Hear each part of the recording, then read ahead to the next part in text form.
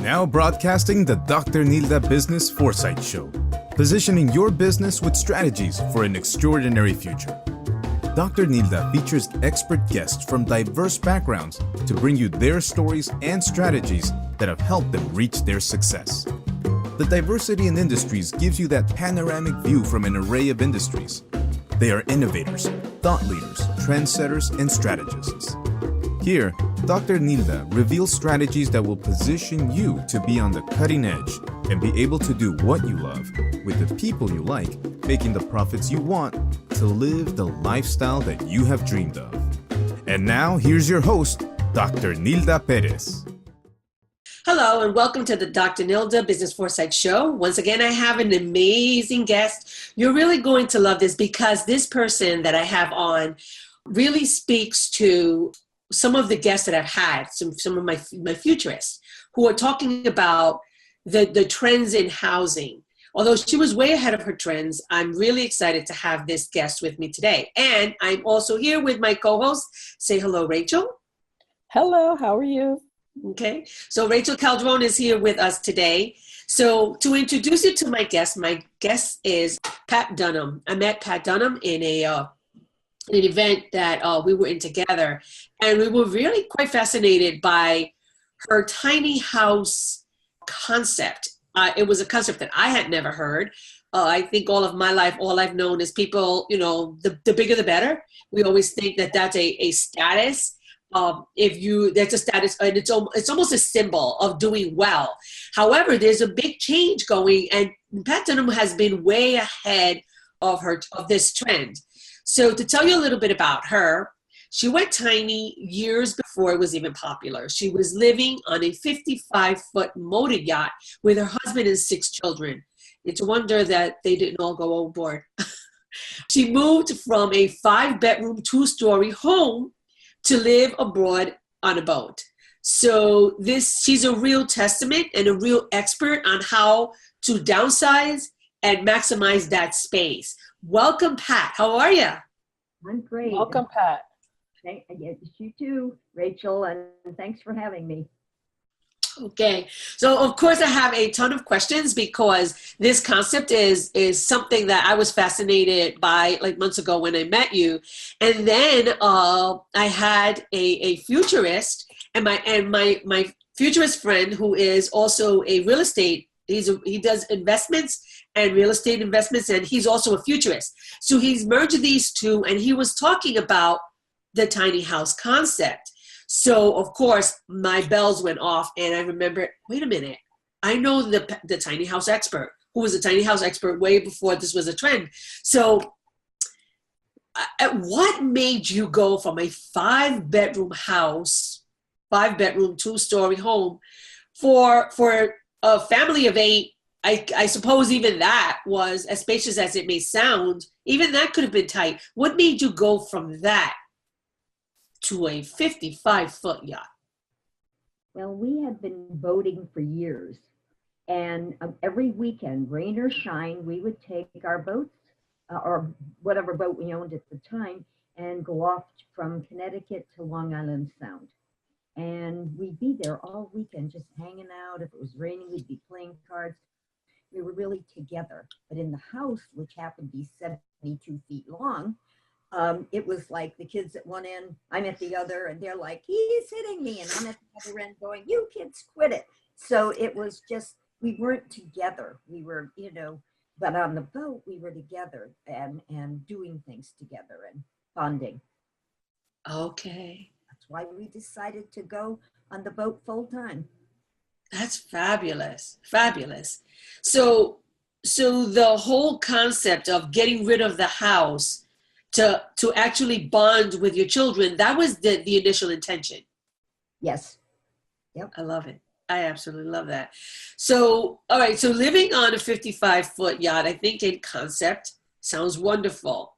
How long did it take before you wanted to throw somebody, or if not everybody, overboard? Well, we were used to it already, even though we were on smaller boats, but we didn't have to have all our worldly possessions with us on the smaller boats. We were just on it for the weekend, but we were really used to the boating life. So it wasn't a real hard shift for us. Okay. Okay. Fantastic. So I understand that you like to point out that to live tiny is not is not out of necessity, but is most out of wanting to try tiny living or to change that the responsibility of a lot of space. Is that accurate? Yeah, I like to point that out because occasionally people have a different conception of tiny house people, thinking that, why are they doing this? Why are they giving up their worldly possessions and living in a smaller space? And the majority of people aren't doing it out of necessity. They're doing it out of the fact that they'd like to live that way. They'd like to live a simpler life without all the stuff and the encumbrances that a big house and supporting it with the bills and everything bring them. So it's more of a simpler style of living rather than a financial style of living, which kind of the beauty is that I think you can do more with less. And I think even financially, it affords you to do a lot more things than you could have if you have more space and more taxes and all of that. Yes, that's true. When you're living in a smaller space, you have less work, less upkeep, and as you pointed, less bills, electricity, mortgages, taxes, everything. So now that you're living smaller and with the things that you just really want and love and need, then you have time and money to go out and do all the other stuff you really love. Whereas the people with the big houses many of them are working 2 and 3 jobs just to support them. And then everything else goes to the wayside for them. Right. So it just becomes, the house becomes a burden and they're living for the house instead of having a house to live in. The whole concept is they just become a slave to the home. Yes. I mean, because honestly, even if it's not financial, I find that I constantly have something to do in the house. And it's a, pretty large living space. And I find that there's always something to do. In the summer, there's always something to do inside and outside. In the winter, not as much outside, but there's still always a responsibility to this space. Yes, that's true. And even people who live in tiny houses on property, some of them have gardens and animals, chickens, whatever. So they have some chores. They want to live that way. That's not the majority of tiny house people, but some of them do that. So they do have their chores, but they're a choice that they've made, and they love it. Okay, fantastic. Now, I know you've pointed out the benefits of living in a tiny home. Now, I personally cannot conceptualize. I mean, I have learned to minimize a lot of my, like what I have in a home. I'm not a collector. I'm not a hoarder. And how is it that you can help a person, let's say like myself, nowadays, the way we live, we're talking clothes, we're talking, all these possessions. Like, how can you help a person like myself with husband and both myself and my husband and my 2 girls? How can you break that apart, or downsize that for a person like myself? I mean, I'm not a hoarder or anything. So, I mean, I can see myself probably downsizing, but to a 55-foot, well, in your case was a motor home or a motor yacht, but let's just say a motor home. How do you help a person like myself? Because I know that you've been the expert now for years doing this. Now, the first thing, the person that wants help needs to really want it and have that mindset that they're starting to realize that, what's happening in their life, how they don't have the time and freedom and financial freedom to do all the things they want. So it really starts with you wanting that for yourself. If someone says to me, I can't possibly live in a tiny house. Well, you probably can't, because it's your mindset. And then once you get that going, then it's really a matter of us determining, what's important to you. What do you love? What do you need to keep? And what strategies we can use. For instance, if you're someone that goes skiing every year, then you need to have a place for your ski clothes, which takes up a lot of room because they're big and bulky. So, I mean, that's just an example. But we really have to determine what you love, what you want to keep, what you want to do with your life, and you have to have already determined that as your goal. Okay. Okay. Okay. So, all right. So you're a tiny house advisor. You've been doing this for quite some time. Mm-hmm. So in your experience, do you find that small people want to live in these tiny spaces, or does it matter how tall they are or their size? Does that have anything to do with this decision? Oh, no. It's really funny you asked that question, because I was at an event 2 weeks ago, and there was a gentleman speaking who's probably 6'8". He's a giant, and he lives in a tiny house.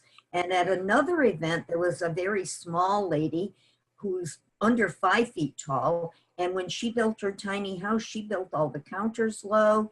She did a whole bunch of things to zero in on her size, as did the very tall gentleman. So it really doesn't matter. The house is specially designed for you. So it really doesn't matter whether you're tall or small. Okay. All right. So, because that to me is quite interesting. So I guess for a taller person, it'll be a taller house, but the size will be smaller, if that makes sense. No, it isn't. You can only, like, if you're having a tiny house on wheels, it can only be 13.5 feet tall and 8.5 feet wide in order to travel on the road without a permit. So what people do a lot of times is they'll make their lofts lower or higher in order to accommodate in particular, the tall person. And the small person, it doesn't matter. So Okay. around that.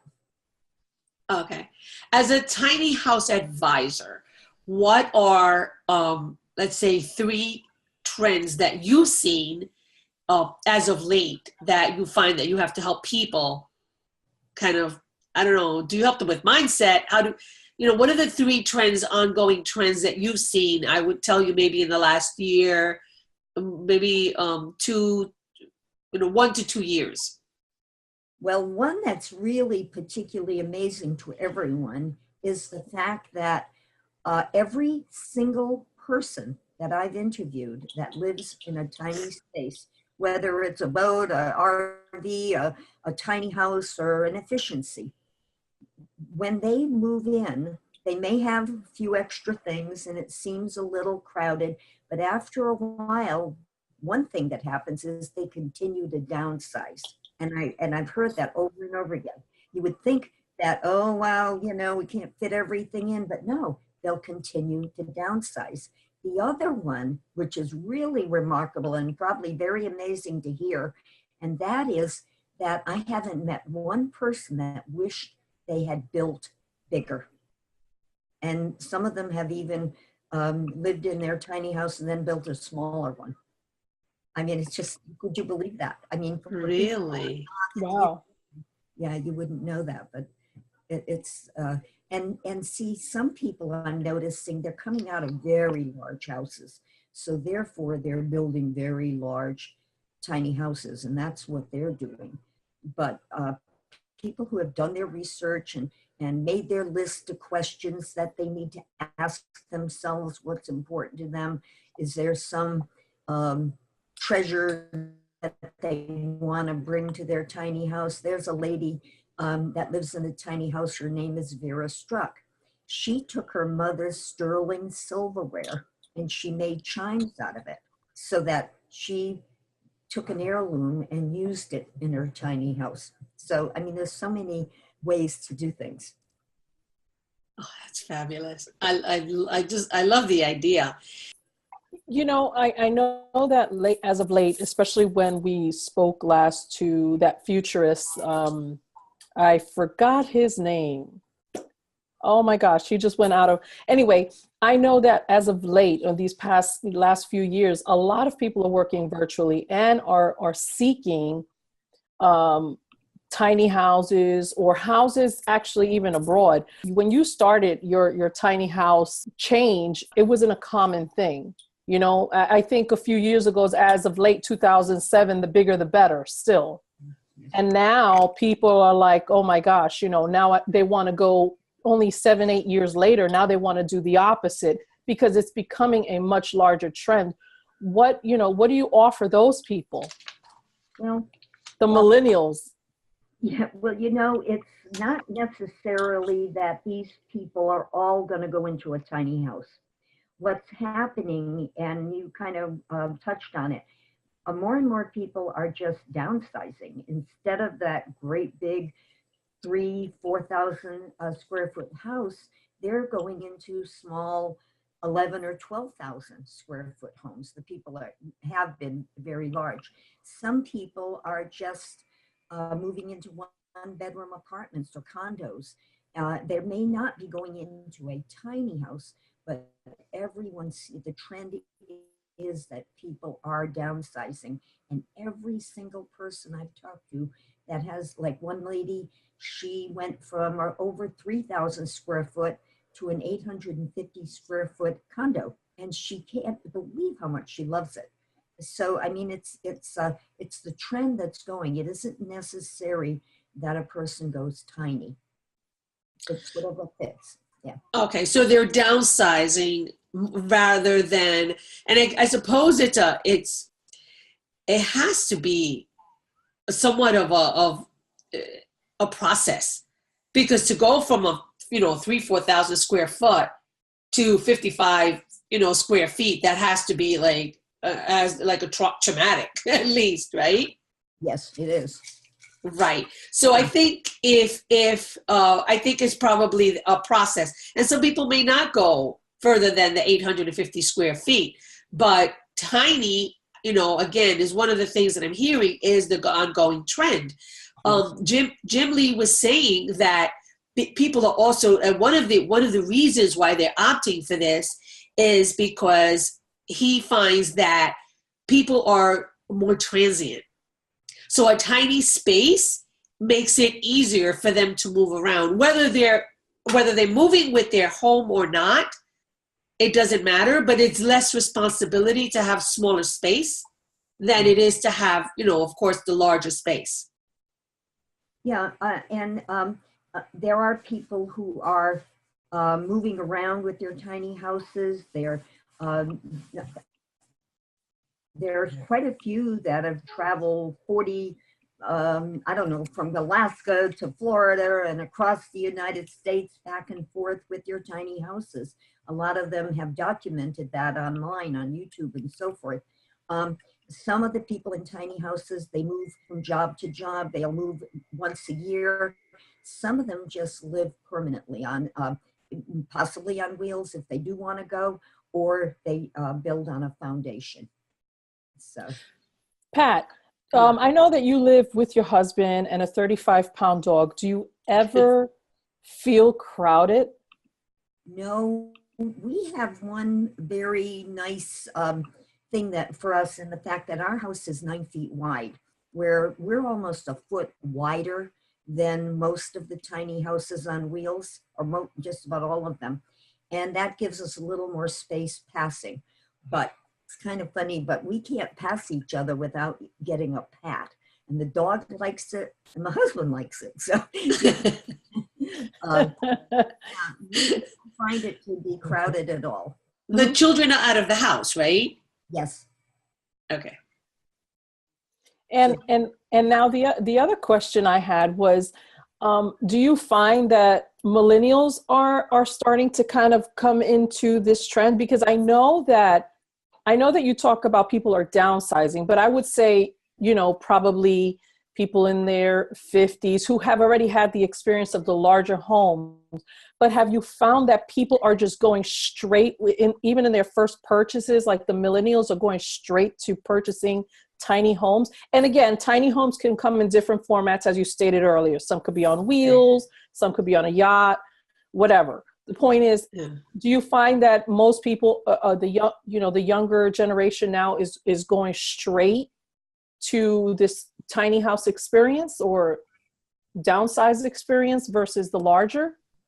A lot of them are going straight to it because these young people have been in dorm rooms, so they're used to living with less and in small spaces.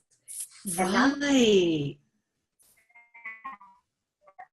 just graduated with a ton of debt, and they're very focused. They can accelerate the getting rid of the debt, and it's not a huge challenge for them. And the our us older folks because we're recognizing that the kids don't want all of our stuff anyway, so just donate it or have a yard sale, and then they want to travel too. We all want to travel and enjoy our life, so everyone is looking at it in different angles, but it's basically having a simpler style and having more money to enjoy ourselves. Right. Okay. So, as an advisor, what do you usually advise? They come in with all their stuff and they're like, help! What are the things that you helped advise them on? Is it like the purchase itself or how to downsize? Well, I do everything. I mean, from one end of the gamut to the other for people. I don't build tiny houses, but I know all the builders. And so I can help them with that and work directly with the builder to make sure that they get every little thing they want. But in the meantime, it's really sitting down with them, getting them to write their list of what is really important to them. And so that we can figure out what their space needs are, and work with them with the thing about getting rid of the antiques or things that are really important to them, and sometimes figuring out ways that they can incorporate those antiques into their home. I was in a tiny home the other day, and this lady had her bed under the floor for an upper level, and it was the footboard or the headboard of a gorgeous old antique bed. And so it slid out for her to use at night, but she incorporated an antique piece of furniture in her tiny house. Oh, wow. So you actually deal with builders who can customize these homes. Yeah, all the builders offer customization, just about every one of them. You'll see their designs, but they'll tell you that we will build what you want. And so they work very closely with the person to make sure they build every little thing that they want into that tiny house. Oh, that's interesting. Very interesting. By the way, I just want to share something. It's real important that you know that we live in 236 square feet and we don't have a loft. Older people don't want lofts, and even a lot of younger people don't, but it's one of the biggest questions that people ask because they see people climbing up into the loft and sleeping up there. So it's a real important issue to point out that we do not have a loft. So I'm assuming your bed kind of does one of those that it moves up and down. I mean, Murphy bed type? Is it no? Actually, well, when we got married 57 years ago, we slept in a double bed. So when we moved in, we had a double bed in here, and I have room if I just remove a small bookcase to have a queen if I felt I needed it. Well, we were it was very easy for us to sleep in the double bed. We built it with drawers underneath, so it gave us more storage, but we're right on the main level. And I use my bed to fold laundry and do paper projects, spread out the paperwork on the bed. So I really like having my bed on the main level. Okay, fantastic. This is so, I have a question. Pat, did you have any idea when you started this so many years ago, this tiny house concept, that it would actually become a trend and be like such an amazing, because right now it's amazing the amount of people that are looking into this tiny house concept? I didn't think about it at all, although I've known of people who have traveled in RVs or actually travel the world in boats, because that's how you get from island to island, Right. your children and homeschooling them. And you know, a lot of people were doing that years ago and more so now. Okay.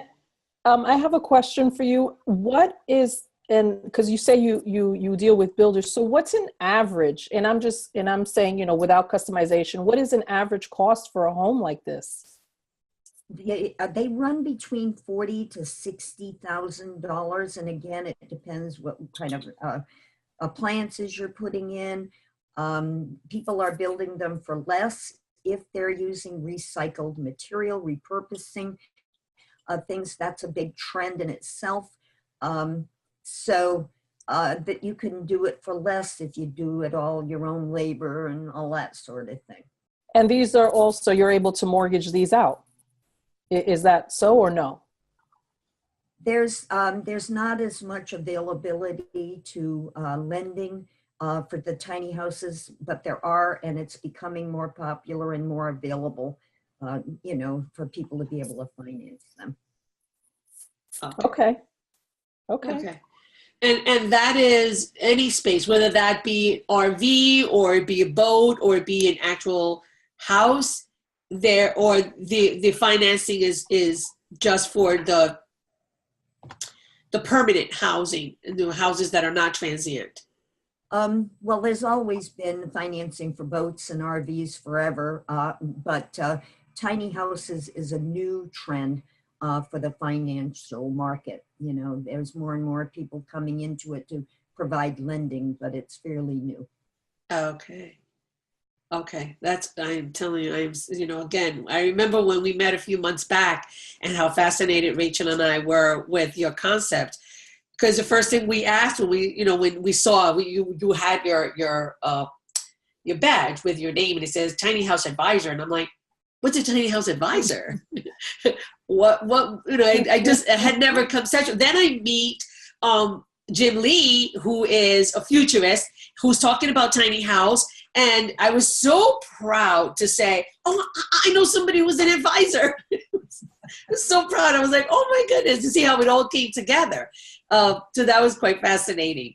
So the future is there will be more tiny house. This concept is growing rather than shrinking. I think the millennials will probably be in the forefront of this because their mindset is different in that they like to travel, they're transient, they're not even, I mean, even their longevity in jobs is not very long. So being able to work from home is another affordability that they can actually have a tiny house, travel, whether that be a boat, an RV, an actual home that they take with them. It doesn't matter, but there are more people that are really looking to, I think, to be more, I want to say, they want to only have the things they need. Yeah. They're no longer looking for the things they want to have, but they're just going back to basics. Going back to basics, I want to say. Would you agree? Yes, definitely. And I always mention to people, if they don't have the $40,000 to $60,000, that, by the way, is a down payment on a big house today. So yeah, if Right. you save it for that, you can build your own home and be debt free. But at the same time, for people who aren't ready to have that amount of money set aside, I tell them, hey, you don't have to build your own or have it built, a tiny house. You can live tiny by going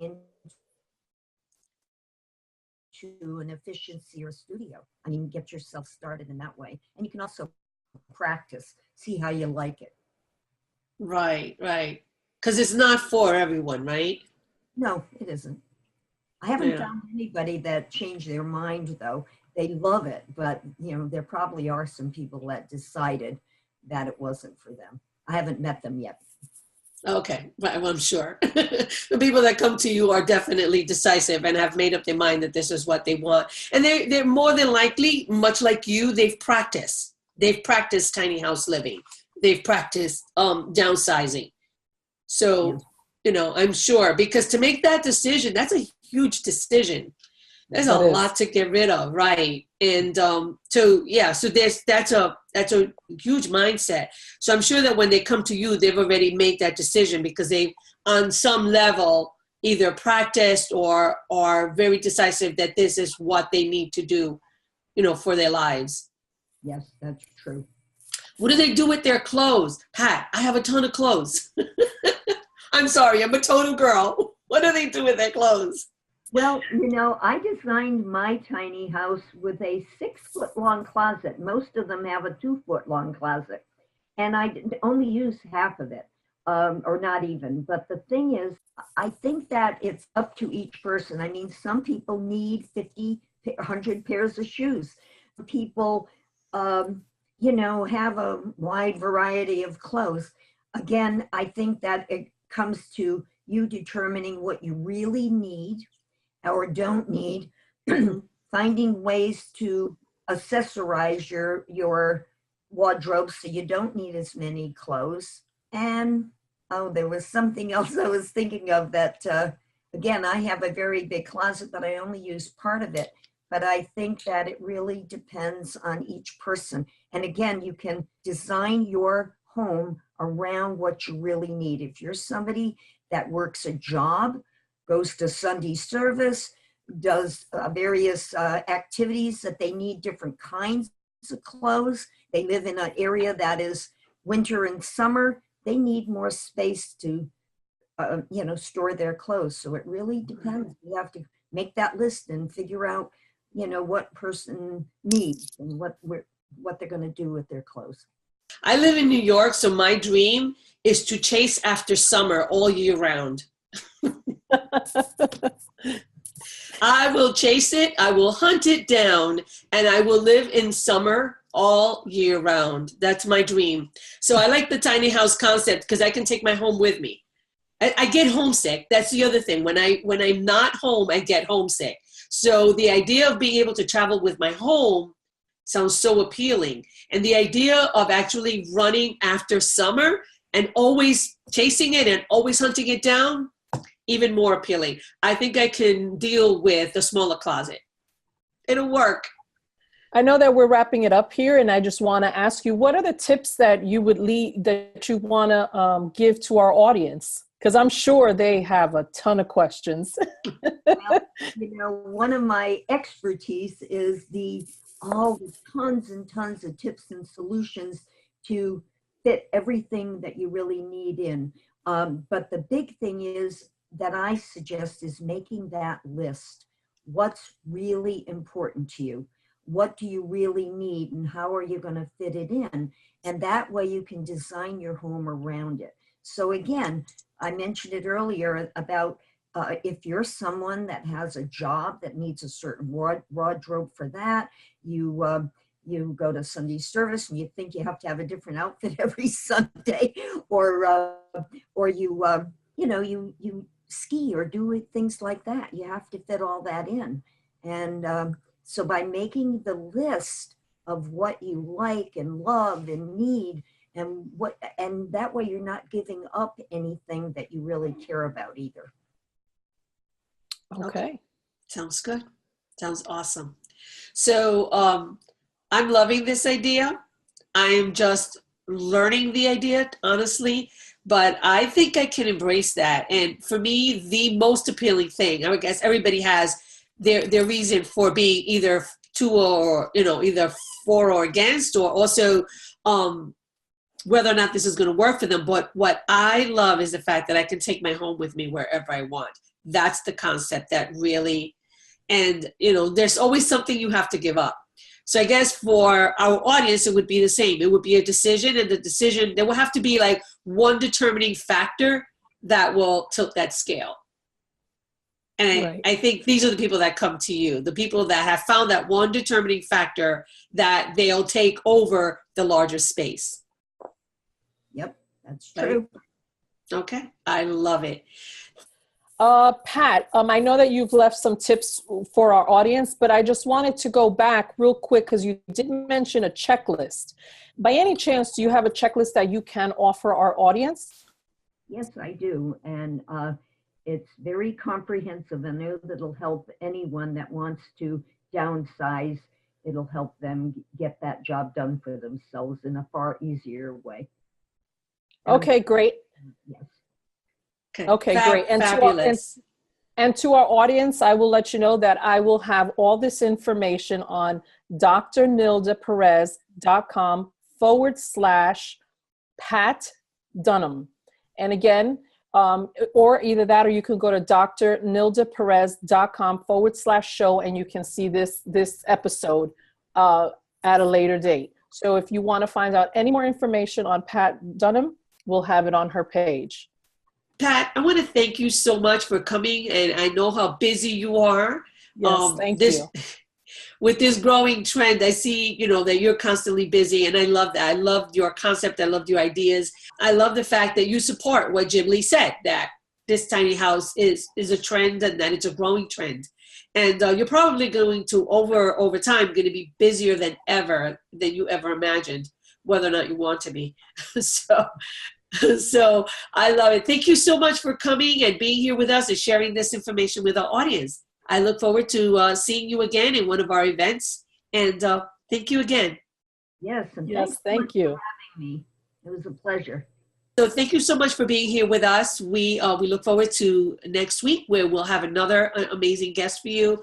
The tiny house concept, I know, is probably a brand new one to many people. I know that about a year and a half ago, when I met Pat, it was definitely a new concept to me. But you know what? What I love here is food for thought. And the idea is that anything can be a business. And so it's a matter of putting your mind to it and looking at where those needs are and being able to deliver. So I look forward to seeing you guys next week. Bye. Thank you for listening to the Foresight Strategy Show. You can hear host Dr. Nilda, co-host Rachel with featured guests every Saturday morning at 11 a.m. Eastern Standard Time on Facebook Live or anytime on demand. Visit www.drnildaperez.com/show. For more information, sign up to our Foresight Strategies Insider newsletter, a $10 value for free at www.drnildaperez.com/newsletter.